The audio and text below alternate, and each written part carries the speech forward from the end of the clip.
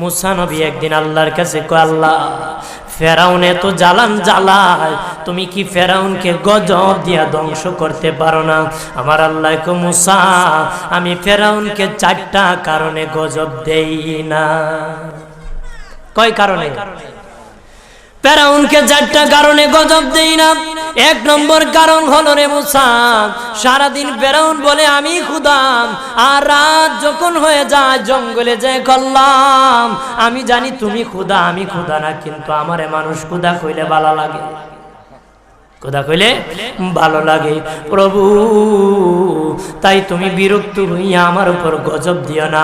আল্লাহ বলে, মুসা রে, ওই ফেরাউনে রাত্রির দুয়ার কারণে আমি আল্লাহ তার উপর গজব দেই না। 2 নম্বর কারণ হলো, আরে মুসা তোমার মুখে দাড়ি, ফেরাউনের মুখে দাড়ি, তোমার বরণের জুব্বা, ফেরাউনের বরণের জুব্বা, তোমার মাথায় পাগড়ি, ফেরাউনের মাথায় পাগড়ি।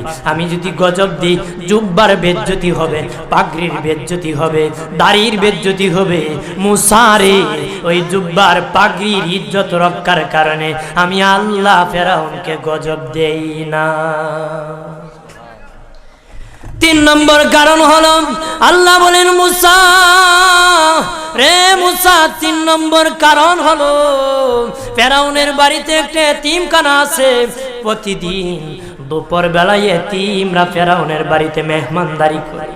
তারা খাওয়ার পরে আমি আল্লাহর কাছে দোয়া করে, আল্লাহ তুমি যদি গুসা হয়ে ফেরাউনকে গজব দিয়ে ধ্বংস করে দাও, আমরা এতিমকে কে খাওয়াইবে রে আল্লাহ, আমাদের দোয়ার বরকতে ফেরাউনকে গজব দিও না।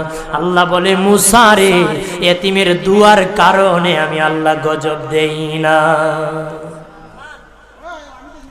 4 নম্বর কারণ, আল্লাহ বলেন, মুসা ফেরাউনের একটা মাছ বৃদ্ধ, হাঁটতে পারে না, ফেরাউন নিজ হাতে নিয়ে গোসল করায়, নিজ হাতে মায়ের শরীরে তৈল লাগায় দেয়, নিজ হাতে ফেরাউন খাওয়ায় দেয়।